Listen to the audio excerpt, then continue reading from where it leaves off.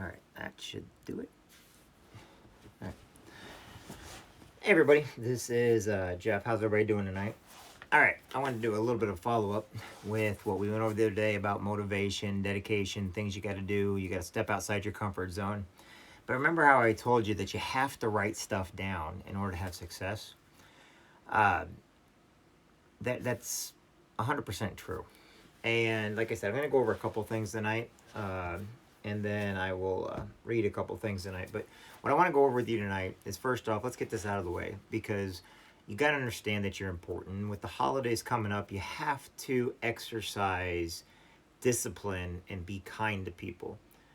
You know, not everybody's bad, not everybody's out to get you or anything like that. But you got to be kind to people, because there's a lot of people out right now that, you know, with the cold weather, everybody's in, the coronavirus, people not working right now, businesses being closed down, especially our recreation businesses such as the food and hospitality um, industry, which is all your restaurants, your smoke shacks, your beer and liquor. It is all your like carnivals and Disney World and Disney. All these different places are shut down right now, and there's people not working right now. So we want to be positive to everybody, and we want to reach out to people that we can't. Um, I've been listening to a lot of my fellow Marines lately that are going through some rough stuff, myself included. So a lot of the advice I give is based on my own successes and my own failures. Um, Now, I have a lot of mentors in my life, and a lot of stuff comes from my mentors. But there's also a lot of things that we always know, you're not walking in my shoes, so how would you understand? I'm that way with a lot of my mentors also. It's okay to be like that. And my mentors, whether it be with the Marine Corps, military, maybe it is with my business stuff, my legal stuff, maybe one of my uplines, people that I'm on their team, so it'd be my team captains. And I've developed what I like to think of sometimes as the leadership ability. Now, I do know there's a lot of people hurting out there. I know there's a lot of people all over the world that are depressed. They can't go anywhere, they can't talk with anybody. One of my biggest things right now is, people in nursing homes and stuff, they don't get to see their families anymore. There are people died that, back in March, February, March of this year. That was the last time they ever got a hug from anybody. That was the last time that they gave anybody a kiss. That was the last. And it's very sad and depressing, but we cannot work in that area, meaning we can't put that in our minds. So the other day I told you I want you to write everything down, right? So this will be the first thing today. So as you can see here, I got a regular piece of paper. Simple as that. A regular piece of paper, notepad, and a pen. Usually you can go to the library, you go take one from a bank. Don't tell anybody I told you that. You're wearing a mask anyway, steal a pen. I'm going to get in trouble for saying that, I know. But the whole point is this: if you're not serious about what you want to do in life, and if you're not serious in taking your dreams or things you want to do in your life seriously, then you're never going to achieve them. It's funny because I cannot tell you how many business plans for different businesses and stuff. Writing a business plan is the same as writing down what you want to do. A business plan just has more detail on it. Now, I know probably 90% of you listening to this right now have never had to write a business plan. I know a lot of people that own businesses that never had, because they opened up their own business, they did their own thing, and they funded it themselves. However, if you go to a bank or somewhere, they need to see a business plan. They need to see your projections and stuff like that. Our Who we are works that same way. You are not taking your dreams seriously because you have not set anything to achieve them. So the very first thing you have to do is put number one right on the piece of paper. Number one. And then we'll go on to the next thing. Number one, you're going to write down what you want. Okay? Like me, I'm hoping to have, come 2021, by the end of 2021, I'm hoping to have at least maybe 6 executive directors on my team. I'm looking to open up about 30 to 40 more military units within the United States. I'm looking to travel to as many states as possible while actually being able to speak on stages at different events. And these are goals of mine, okay? But what you do is you take the ones you want the most, the ones that you want more than anything else, you need to write them down. So I'll give you an example. Me, I want to spend more time with my daughter. So I'm going to write it down. Spend more time with my daughter. Okay, so I wrote that goal down. Now, what do I want to do by that? I mean, I want to spend a little more time getting to know who my daughter is, not just going through the routines and everything else. Also, one of the other things I want to do, like I said, I want to have at least 6 executive directors on my team. And the only way to do that is I have to bring people on my team. I have to train them. I have to show them that everywhere, all 50 states, Canada, United Kingdom, doesn't matter where they're at. But I want 6 executive directors more. And when do I want to get these goals by? Okay, the 6 executive directors, I'd like to have that by December 2021. So why am I doing it? I'm doing it for my daughter. I'm doing it to help people. I'm writing all that down.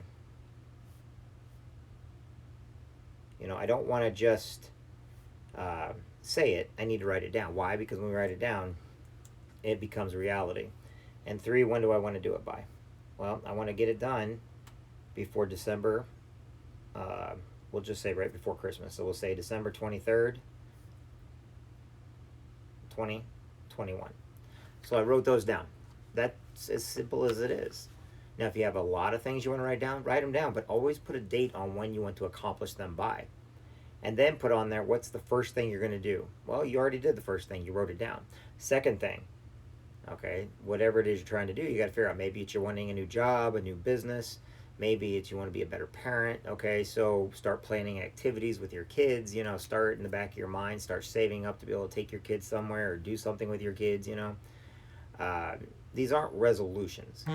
These are, okay, for you and for you only. So, like I said, that is how you achieve your goals. Just write them down. I've got books and binders full of nothing but notes that I've taken from people that have had success and failures. And then I go back to all those. I don't just write the stuff down. I actually go back and look at them. And because my memory doesn't retain like a lot of people's does. That's the reason why I have to go back and look. But each time you go back and look, you might want to add something more to your list. You might want to find a way to pick up the pace on what you're trying to do. You may shatter all of the things that you want to do, and you have to create all new things, okay? But once you do those, you need to make yourself a week plan, what you're going to do for the week, what you're going to do for the month, what you're going to do for the 6 months, 1 year, 3 years, and 5 years. Now, most of the people will tell you just do, make a 1 year, 3 year, and 5 year plan. I think you got to break it down a little bit more in detail. When I opened up the nightclubs, I had a lot of people tell me it can never be done. When I got a school cut, when we were in the Marine Corps, a lot of people got, they had to go into their IRR, Inactive Ready Reserve. They said that it was just this big fable. It was actually a thing, and I actually was able to get a school cut. That way I didn't get sent back over to Iraq or anything. I didn't do it on purpose. It's just because my college was starting at a certain time, and everybody told me I couldn't do it, so I did it. I had a lot of people tell me that I would never make it in the Marine Corps. I'd never make it through boot camp. So not only did I go to the Army boot camp first, a few months later after I graduated high school, I went to the Marine Corps boot camp, and I was like, how can you do that? Because there's a thing called a split-out program. I had a calling. I watched the commercials on TV. So inside of me, I knew it was something I really had to do. I wanted to do. It was a gut feeling. And when the chance came at me, it hit me like a block, like a bag of bricks. The person that came to me had the same last name as me. The only difference is he had 2 S's in his last name. And because of that, I listened to him. I know it sounds weird, but that's how I started out. You have to motivate yourself when you're doing things. I know people say, there's no such thing as motivation, or, that you should not, they don't like the idea of goal setting. I've heard all these, but just because you word it a different way, it's all still the same. You got to be motivated. You got to go in and fake a smile when you can't fake a smile. You have to, you have to talk with people. You got to do the research on things. And what's funny is it helps you grow as a person. My growth was when somebody told me I couldn't do something. I always felt I had to do it. But then I learned how to achieve it even faster by writing it down. So that's why writing stuff down is very, very important. The next thing is kindness to people. You may not know it, but when you go in for like an interview, all right, and I was actually one of these bosses, and you were to come to me, and this was when I had, the nightclub. We're still on the nightclub stuff. So when somebody came into me and they would actually come up and they look like crap, I actually put that on their application they handed me. When people came in and they turned in a resume or a application, I would ask them just a couple questions without them knowing who I was, just to get an idea for who they were. I've had other employees or other partners, talk to this person, see what they say to you compared to what they say to me, and I'd put that on there. So you don't start going after the job or the position or college the day of.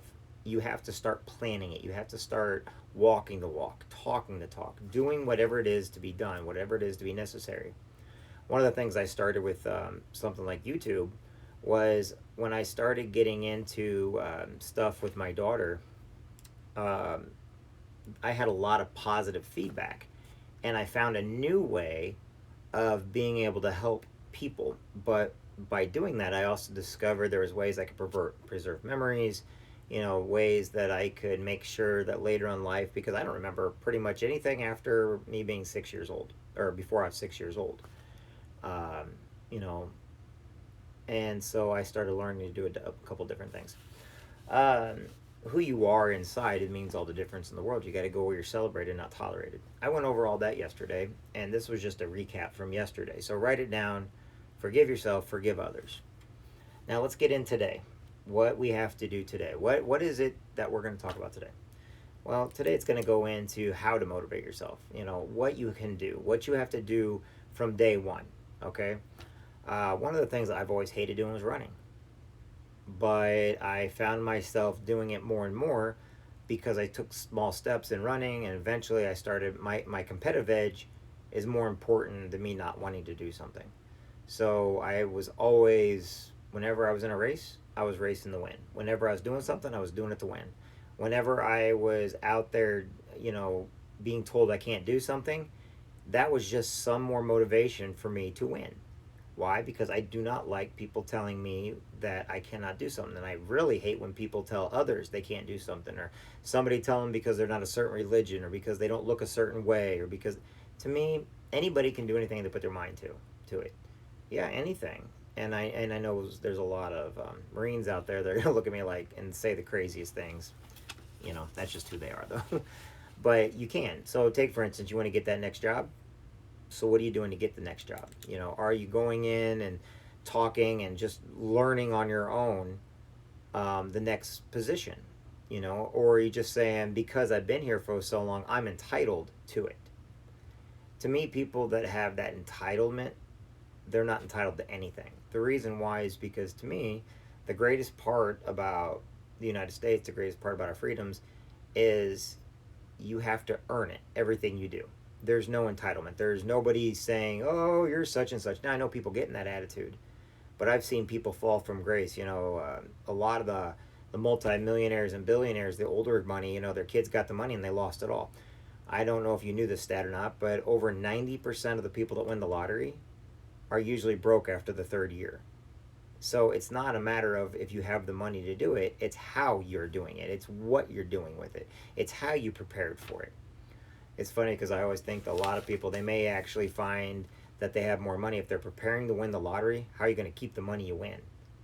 Well, you may not win the lottery, but if you're doing those same preparations for it when you do win the lottery, you may have more money in your bank because you did things, you exercised caution, you exercised, you didn't take advantage of what was going on. That's what we notice with a lot of managers. They're entitled. They get the job because they've been there the longest, but they're some of the worst managers in the world. I'll just say it. They're not leaders. Some of the best leaders I've seen usually come from the younger generation. Why? Because they're motivated. They like people. They want people to like them. But on the other hand, they have that determination to keep moving forward. They have that determination to help people. And as we get older, sometimes we resort to keeping inside of our bubble. So you do not want to stay inside your bubble. Okay? Now, that being said, like I said, start the week great, end the year good. Okay? Do whatever it takes. I'm not going to read a thing out of here. We'll just turn to the motivational page or leadership page. Like I said, a friend of mine got me this book. If I can find what I'm looking for, that's the wilderness. All right. All right. So, all right, we'll read a couple of these real quick. If once you've slept on an island, you'll never be quite the same. You may look as you looked the day before and go by the same old name. You may bustle about in street and shop, you may sit at home and sue, but you see blue water and wheeling gulls wherever your feet may go. You may chat with the neighbors of this and that, and close to your fire keep, but you'll hear a ship whistle and lighthouse bell, and tides beat through your sleep. Oh, you won't know why, and you can't say how, such a change upon you came. But once you slept on an island, you'll never be quite the same. Now, the reason why I chose that one is we get in these habits of doing the same old every single day. And this is true to when I left Quincy to the Marine Corps. And why am I telling you this? Because this makes sense. You know, it was always the same old in my hometown. Same people doing the same thing, But when I joined the Marine Corps, and this is not a Marine Corps recruitment video by any means, and then when I came home, everything was different. You can never put the genie back in the bottle. You can never, go back to who you once were. But if you never leave, you're never going to feel that. It's always going to be the same thing day in, day out. It's the same with jobs. If you go into a job, do the same thing day in, day out, but never strive to do more, be better, or go to that extra distance or take a chance, then things will never change. The island in this poem is you. You're the island, okay? So when you get to the island's always the same, right? Okay, but if you've never been to an island and you go to it, you'll never be the same because now you're at that island. Once you learn something, you can't unlearn it. Once you learn to ride a bike, you can't unlearn riding a bike. It may be a little difficult if you've been off it for a while, but the only people that can't do it are the ones that refuse to do it in the first place. The only people that didn't take that extra path, like Robert Frost said, 2 woods diverge in yellow wood, and I take the one least traveled. Okay? You got to learn to think outside the box. A lot of times people, when they're moving forward or ahead, they kind of have a way of sweeping everybody aside. But one of the things I need to tell you, that the reason why you need to be kind to these people is because they're the ones helping you get ahead. It's not you, it's them. They're the ones helping you get to where you need to be. And if you don't follow those instructions, you're never going to be happy. Yeah, you can have all the money in the world, but you can't take it with you. But on the other hand, you don't want to be broke and poor either. So if you bring people with you and you help support them and pull them up, now if they're mean and nasty, forgive them and move on. Stay away from them. People always want to judge others. Let them judge you by your character. Let them judge you by who you really are. You don't have to re-explain anything to anybody. And if you have to find yourself having to keep saying over and over and over again, that means they're not really your friends anyway, because you have to keep explaining something to a friend who should already know it. That being said, tomorrow's Wednesday. Tomorrow's hump day. Does everybody remember why Wednesday is the busiest day of the week? Well, because you're not looking for the weekend yet. And by the time you recover from Monday and Tuesday, Wednesday is about the best day that most businesses get out of their employees. To me, I don't like looking at work days as a 7-day week. I can work 7 days a week and be just fine. I actually look at it as an opportunity. But so many people, they live only for the weekends. So if you're living just for the weekends, don't do that. You do something great every day. I know, like I hear every day, oh, Monday. To me, I look at Monday like, oh, yeah, got to get in there hard. That's great. I can get up there and I get that stuff done because they're opened up, Sundays are kind of harder, so are Saturdays. Why? Because most places aren't open. It's hard to do work. It's hard to do business. But it's also hard to get around the people because a lot of people stay in, they sleep, they're in their bubble. But come Monday, they're all out there again. And you get another chance to do whatever it is you do best. You have another opportunity to be great. And that's what I want each and every one of you to know, is that every day you can be great. Sometimes when I talk, it makes sense. Other times it may not, but it'll eventually sink in. Tomorrow we do have Fireside Chat. We'll have Fireside Chat at 1900 or 7 p.m. Central Time. And Mike, he will be here this time. I did talk to him on the phone and everything else, and he will be already and be ready to go. And the Fireside Chats only go for 15 minutes. I set a timer and we take them for 15 minutes to let you know why you matter, why you're important. And when you're going out, understand this. There are people going through things and they're faking a smile right now. They're faking the funk because they're trying to get out of a bad situation.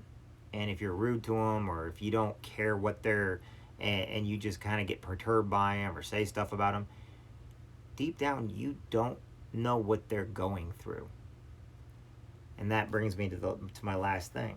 If you don't know what somebody's going through, you don't know what they're going to do next. And because of the 22 military men and women that kill themselves every day because of the coronavirus and the suicide rates being up, there's a story I heard a long time ago. And to this day, I really like this story, but told by the right people, it brings a tear to your eye. It talked about a young girl being abused in school. She was kind of had a hard time at home, you know, her mom and dad really weren't listening to him. They were separated. And when she went to school, she was kind of quiet, and she was smart and everything. So, you know, it wasn't, grades weren't making her happy. They weren't poor or anything, so it wasn't money making her happy, but she didn't feel like she belonged. She felt the whole world was against her, and she felt like a failure. But every day she went to school, she smiled, how you doing, you know, talked to her friends. One day, a boy goes up to her, and as she was walking home from school, and the young man said, "Hey, how you doing?" And she, like, fine. He's like, "Hey, mind if I carry your books? Mind if?" And she goes, "Okay." And he introduced him, and she goes, "Well, my name is such and such." And anyway, it turned out they became best friends. And every day they walked home from school, they walked to school. Eventually they got married. They got through college. Man, the hardships and just the you know, but they had each other. They had somebody in their life that was looking out for them. And one day on their 20th wedding anniversary, she told him that she had a big secret she's been keeping it from him. She said, "I want to tell you this now, and I don't know why I didn't tell you this, but I want you to know something. You saved my life." He's like, "Okay, how'd I do that?" He goes, "Well, you remember that day that you came up to me and introduced yourself and asked to carry my books home?" And he goes, "Hey, man, you had a lot of books." She goes, "All throughout high school, I was bullied. You know, mom and dad didn't listen, teachers, everything was falling through the cracks. Nobody understood." She goes, "I felt like I was the burden in the world. And I didn't feel I had a friend in the world. I just felt like I was the biggest burden." Well, you know what? I wasn't going to waste time with anybody and tell them my tale or anything else. That night when that day you came over and you took my books and you kind of make fun of that my book bag was heavier and man, I had a lot of stuff. It was because I cleaned out my locker. I cleaned out my locker so nobody else would. I cleaned out my locker because I didn't want my mom or my dad, you know, to have to go there and have another burden. If I didn't want them cleaning out my locker. And he's like, "Why would you clean out your locker?" Because within 20 minutes of getting home that day, I was going to take my life. I was so depressed, so lonely, I didn't want to reach up to anybody. I didn't want to seek out help because I was the problem. And I always felt like I was the problem. I always felt I wasn't good enough. I always felt like, you know, I repulsed people and I was going to take my life. I had it all mapped out. I had it all planned so it wouldn't be a burden on my family or anything else. But that day, I cleaned out my locker and was walking home with how I was going to do it, what I was going to do it, where I was going to do it, and I've been planning on it for a while. But then you showed up. You showed up like an angel out of heaven. You showed up when I needed you the most. You showed up when nobody else did. You called and you talked to me and you made me feel important because you gave me your time. And I had a new friend. And you never left my side. We've been together now for 20 years. And that day, it took you to change my mind. It took one person to say hello. It took one person to say how you're doing. It goes back to the starfish analogy. You may not be able to save everybody, but the ones you do save, they're grateful. The ones you do talk to, they're grateful. The ones that you do go out of your way to say hi, they're grateful. We just don't always know it. We need to learn to start thinking outside of the box. We need to start thinking of others. It's not a religion thing. Don't get me wrong, I love God just as much as the next person, but what are you supposed to tell somebody that's atheist, that doesn't believe? Or what do you tell somebody that's agnostic? Or what? The whole idea is all you have to do is show kindness. Kindness is one of the most important things you can be to anybody. And it doesn't matter who you're kind to. You got to learn to forgive people. You got to learn to forgive yourself. If you're walking around every day, remember, if you're hurting on the inside, so is somebody else. If you're able to go up and be nice to somebody in your mind, then others can do the exact same thing for maybe somebody else. We don't know the struggles somebody they're going through. I've had a lot of great friends that were not military, that had great families, had all the money in the world, and they took their lives. Why did they take their life? Because they thought they were the burden. They thought they were the problem. They did not. It's the same in every one of them. And the reason why I know is because a couple of them that took their life, I got to know really well. And you guys have heard me mention them quite a bit on here. It's the ones we don't know are the ones we have to talk to. It's the ones that we think, oh man, I got to get around them again, are the ones that you got to go up and pat on the back and say, hey, you're my friend. It doesn't take too much for an act of kindness. Money's not going to buy you kindness. I know some of the meanest, rudest people that have all the money in the world, and they're freaking, I want nothing to do with them.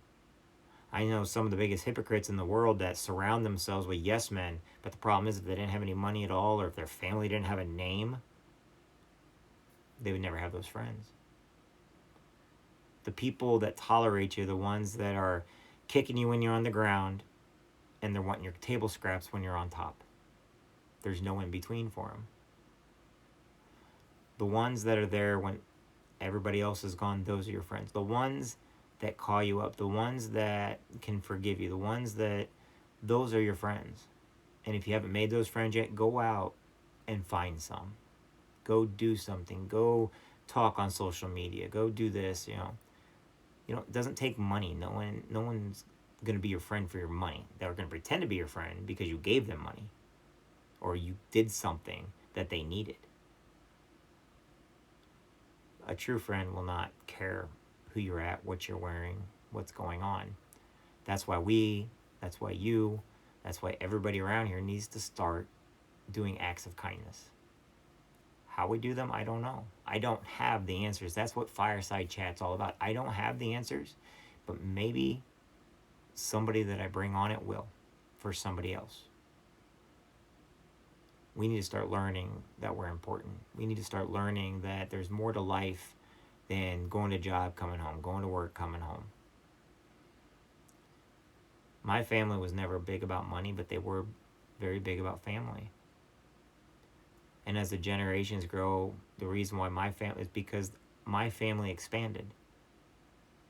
And it's funny because then as people die and families get their own families and eventually they have their own traditions. But it brings me back to thinking of the Christmases over at my Grandma Coon's house. They always had friends come over all the time. There was one named Sally, and I forgot the other one. But they always made sure they were invited. They always made sure that nobody was left alone. And that was important to them. They'd give every dime they had to somebody if they wanted it. But you'll discover that at least they're happy. A lot of Marine Corps brothers out there tonight are taking their life right now as I speak.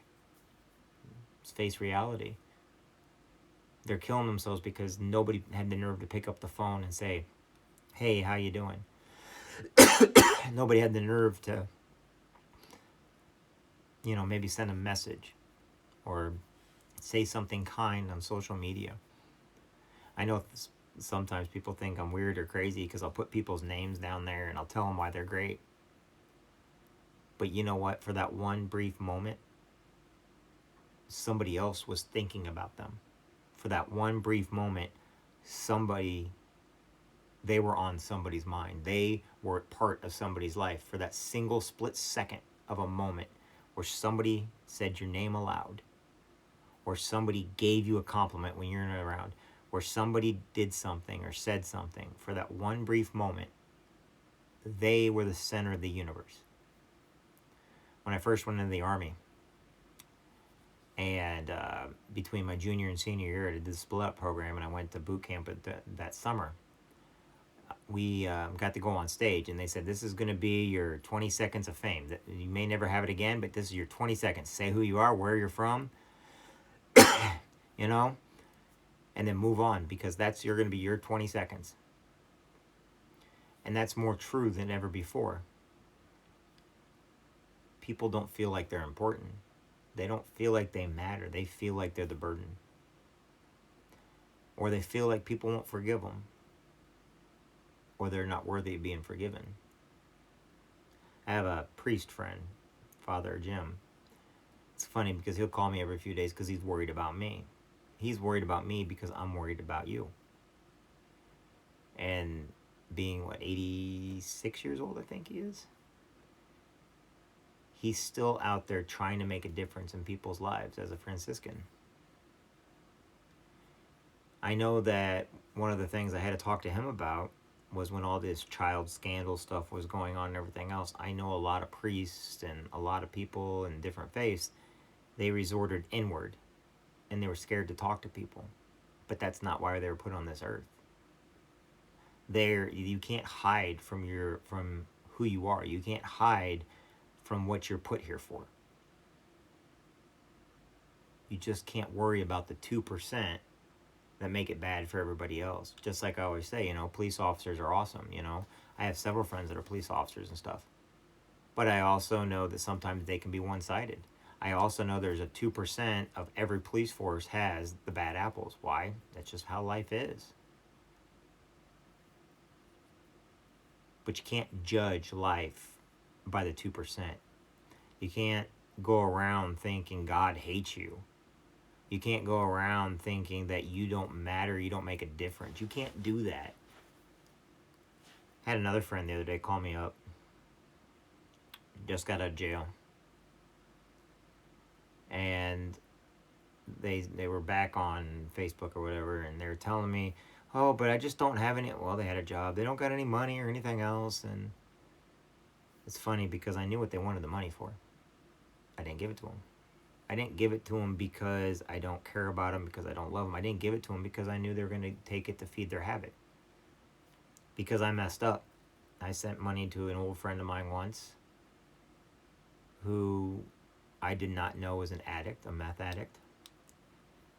Because I didn't talk to him like that. It's funny because in a way they were reaching out to me just by asking me that. But instead I sent them the money without thinking about it. Later on that person ended up dying. Not from suicide, but from a habit they had. And though they got all cleaned up, or at least we think, it was too late. We don't know what tomorrow's going to bring, but kindness will go a long way. Motivation will go a long way. And each and every one of you, I hope you know you matter. I hope you know that you are important. I hope one day my daughter realizes, or she understands, how important she is to me and how much she is loved by me and how protective I am of her. We all don't do things the same way. You know, we can only... I just hope I can be half the dad to my daughter that my father is to me. And a lot of people ask me where I learned all my stuff at, and it's funny because I learned the majority of all my stuff from my dad. I've never been beaten a day in my life. I've never been abused. There was always food on the table, even after mom died. 11-year-old, being 11 years old, you know, think of being a father to an 11-year-old that just lost his wife. And trust me when I say I am not easy to handle. And I had a lot of anger. I had a lot of sadness. But it's what my dad didn't say is what mattered the most. He didn't tell me. He led by example.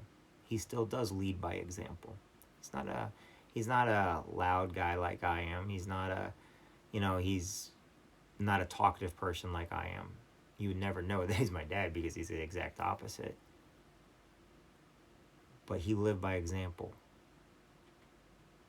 He lived by what his belief systems are, but he never would hurt a soul. And now when I find myself in the different things, I have to go and look at what my dad would do. Not what everybody else doing, but what would my dad do? Not all of us have that kind of hero in our life. Not all of us have somebody we can talk to all the time, every day. But for a split second, for a moment, by show of kindness, by a please, a thank you, hey, you're looking great today, hey, nice hair, you can change somebody's life just like that. It's that simple. And being that simple, it eludes us. It's kind of like the simpler things are, the harder it is for us to do. That's why going back to writing out a list of what you want, where you want to be, what you want to do, how you want to do it. How many people do you have to help to get to where you want to be?